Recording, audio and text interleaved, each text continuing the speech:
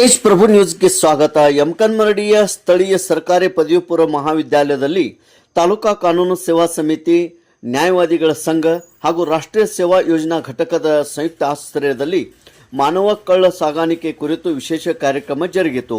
ಕಾರ್ಯಕ್ರಮದ ಉದ್ಘಾಟನೆಯನ್ನು ಮಾನ್ಯ 1ನೇ ಹೆಚ್ಚುವರಿ ಸಿವಿಲ್ ನ್ಯಾಯಾಧೀಶರು ಸಂಕೇಶ್ವರ್ ಇವರು ಉದ್ಘಾಟಿಸಿ, ಇಂದು ತಂತ್ರಜ್ಞಾನ ಬೆಳೆದಂತೆ ಮಾನವ ಕಳ್ಳ ಸಾಗಾಣಿಕೆ ವಿಭಿನ್ನವಾಗಿ ನಡೆಯುತ್ತಿದೆ.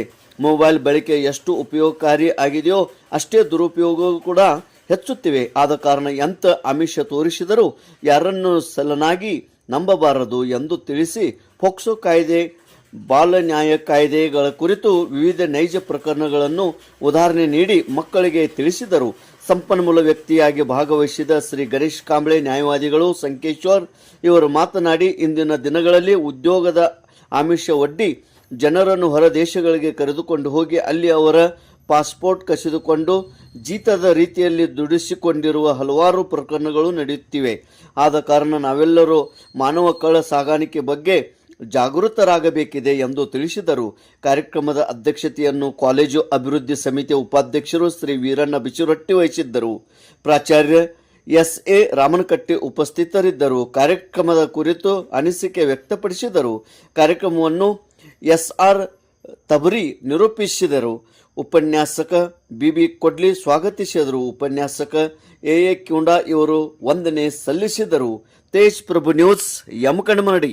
ಆಮಿಷಗಳಿಗೆ ಒಳಗಾಗಿ ಅಥವಾ ಇನ್ನಿತರ ಯಾವುದೇ ಒಂದು ಬಲ ಪ್ರಯೋಗ ಮಾಡಿ ಅವರ ವ್ಯಕ್ತಿ ಮನಸ್ಸಿಚ್ಛೆ ವಿರುದ್ಧವಾಗಿ ಒಂದು ಬಲವಂತದ ಒಂದು ಕಾರ್ಖಾನೆಯಲ್ಲಿ ಕೆಲಸ ಮಾಡೋದಕ್ಕಾಗಲಿ ಅಥವಾ ಜೀತದ ಥರ ಕೆಲಸ ಮಾಡೋದಕ್ಕಾಗಲಿ ಅಥವಾ ಅನೈತಿಕ ಚಟುವಟಿಕೆಗಳಲ್ಲಿ ಭಾಗ ವಹಿಸೋ ಸಂಬಂಧ ಅವರು ಒಂದು ಪ್ರದೇಶದಿಂದ ಮತ್ತೊಂದು ಪ್ರದೇಶಕ್ಕೆ ಸಾಗಾಟನೆ ಮಾಡೋದು ನಿಮಗೆಲ್ಲ ಗೊತ್ತಿರ್ಬೋದು. ಈಗ ಹೆಚ್ಚು ದುಬೈಗದು ಇಲ್ಲಿಂದ ಕೆಲಸಕ್ಕೆ ಹೋಗ್ತಾರೆ, ಅಲ್ಲಿ ಹೇಳಿರ್ತಾರೋ ಆಯಿಲ್ ಕಂಪ್ನಿದಾಗ ಕೆಲಸ ಅಂತ.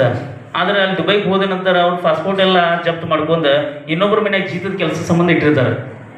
ಇದೇ ಒಂದು ಇದ್ರ ಮುಖ್ಯ ಉದ್ದೇಶ. ಆದರೆ ಅಲ್ಲಿ ದುಬೈಗೆ ಹೋಗುವಂಥ ವ್ಯಕ್ತಿ ದೊಡ್ಡ ಕನಸು ಕಂಡಿರ್ತಾನೆ, ಆಯಿಲ್ ಕಂಪ್ನಿದಾಗ ಕೆಲಸ ಸಿಗ್ತೈತಿ, ಸಾಕಷ್ಟು ಸಂಬಳ ಸಿಗ್ತೈತಿ, ನಾನು ಮನೆಗೆ ರೊಕ್ಕ ಕಳಿಸ್ಬೋದು ಅಂತ. ಆದರೆ ಅಲ್ಲಿ ಹೋದಂಥ ಪರಿಸ್ಥಿತಿನೇ ಬೇರೆ ಇದ್ದೀವಿ. ಅವರು ಅಲ್ಲಿ ಹೋಗೋಕ್ಕಿಂತ ಮುಂಚೆ ಅಲ್ಲಿ ಯಾರು ಅವರ ಸಂಘಟಕರು ಅವ್ರನ್ನ ಇಲ್ಲಿಂದ ಅಲ್ಲಿ ಕಳಿಸಿರ್ತಾರಲ್ಲ ಅವ್ರ ಬಗ್ಗೆ ಯಾವುದೂ ವಿಚಾರ ಮಾಡಿರೋದಿಲ್ಲ. ಅವರು ಒಂದೇನೋ ಅಲ್ಲಿ ಹೆಚ್ಚಿನ ಪಗಾರ ಸಿಗ್ತೈತೆ ಅನ್ನೋ ಒಂದೇ ಒಂದು ಉದ್ದೇಶಕ್ಕಾಗಿ ಅವ್ರ ಮಾತಿನ ಮೇಲೆ ವಿಶ್ವಾಸ ಇಟ್ಟ ಹೋಗಿರ್ತಾರೆ. ಅದರಲ್ಲಿ ಹೋದ ನಂತರ ಪರಿಸ್ಥಿತಿನೇ ಬೇರೆ ಇರ್ತೈತೆ. ಅದೇ ಪ್ರಕಾರ ತಮಗೂ ಈಗ ಆಲ್ಮೋಸ್ಟ್ ಎಲ್ಲರೂ ಮೊಬೈಲ್ ಯೂಸ್ ಮಾಡ್ತೀರಿ. ಮೊಬೈಲ್ ಯೂಸ್ ಮಾಡಿದ ನಂತರ ಹೊಸ ಹೊಸ ಅಪ್ಲಿಕೇಶನ್ ಡೌನ್ಲೋಡ್ ಮಾಡ್ಕೋತೀರಿ. ಅಪ್ಲಿಕೇಶನ್ ಡೌನ್ಲೋಡ್ ಮಾಡಿದ ಕೂಡಲೇ ಫಸ್ಟ್ ಕೇಳೋದಾದ ಲೊಕೇಶನ್ ಎಸ್.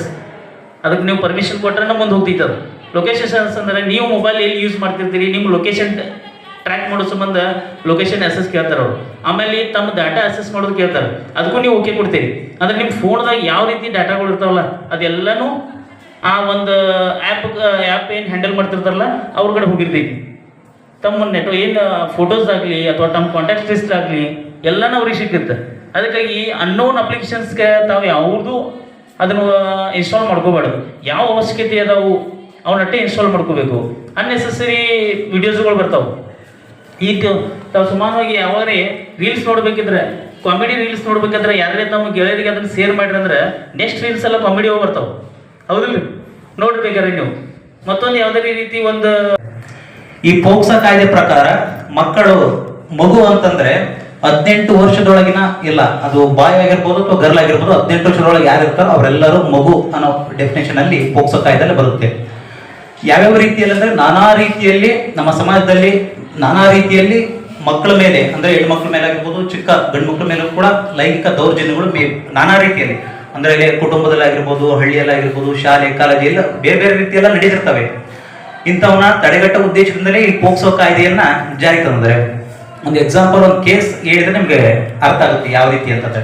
ನಮ್ಮ ಚಿತ್ರದುರ್ಗ ಬಂದಿರೋದು.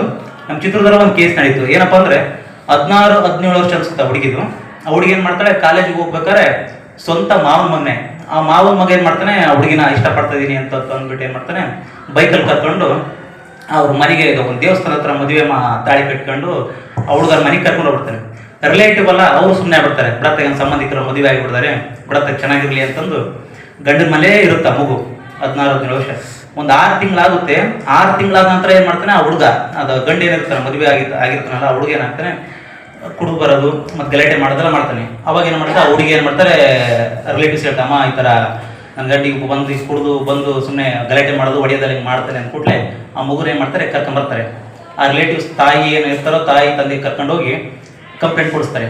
ಕಂಪ್ಲೇಂಟ್ ಕೊಟ್ಟಾದ ನಂತರ ಅವ್ರ ವಿರುದ್ಧ ಯಾವ್ಯಾವ ಸೆಕ್ಷನ್ಗಳು ಆ್ಯಕ್ಟ್ ಅಟ್ರಾಕ್ಟ್ ಆಗ್ತಾವಂದ್ರೆ, ಒಂದು ಚೈಲ್ಡ್ನ ಮದುವೆ ಆಗಿರೋದು ಚೈಲ್ಡ್ ಪ್ರೊಟೆಕ್ಷನ್ ಆಫ್ ಬಾಲ್ಯ ವಿವಾಹ ಕಾಯ್ದೆ ಒಂದು ಅಟ್ರಾಕ್ಟ್ ಆಗುತ್ತೆ. ಒಂದು ಸಂಸಾರ ಮಾಡಿದ್ದಾರೆ, ಒಂದು 6 ತಿಂಗಳು ಸಂಸಾರ ಮಾಡಿದ್ದಾರೆ.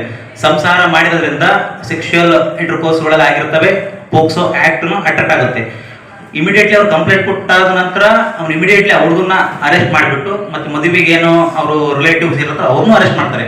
ಅರೆಸ್ಟ್ ಮಾಡಿಬಿಟ್ಟು ಆ ಹುಡುಗನು ಜೈಲಲ್ಲಿ ಕಂಪ್ಲೀಟ್ 3 ವರ್ಷ ಜೈಲಲ್ಲೇ ಇರ್ತಾನೆ. ಕೊನೆಗೆ ಜೈಲಲ್ಲಿದ್ದು ಒಂದು ವಾರ 10 ದಿನ ಆಗಿರ್ಬೋದು, ನೀವು ನಂಬಲ್ಲ, 20 ವರ್ಷ ಶಿಕ್ಷೆ ಆಗುತ್ತೆ. 20 ವರ್ಷ ಕಠಿಣ ಕಾರಾಗೃಹ ಶಿಕ್ಷೆ ಆಗ್ಬಿಡುತ್ತೆ. ಇದ್ರದ್ದು ಏನಪ್ಪ ಅಂತಂದ್ರೆ, ಆ ಮಗುವಿಂದ ಜೀವನನೂ ಹಾಳಾಯ್ತು, ಭವಿಷ್ಯನೂ ಹಾಳಾಯ್ತು. ಪಾಪ ಆ ಮಗು ಮುಂದೆ ಏನೋ ಓದ್ಕೊಂಡು ಒಂದು ದೊಡ್ಡ ವ್ಯಕ್ತಿನೂ ಆದರೂ ಆಗಿರ್ಬೋದಾಯಿತು. ಅದು ನೋಡೋದು ಸ್ವಲ್ಪ ಹೆಚ್ಚು ಕಡಿಮೆ ಆಗಿರೋದಕ್ಕೆ ಆ ಹುಡುಗಿದ ಭವಿಷ್ಯನ ಹಾಳಾಯ್ತು, ಅವನೊಂದು ಭವಿಷ್ಯನ ಹಾಳಾಯ್ತು. ಒಂದು 17 ವರ್ಷ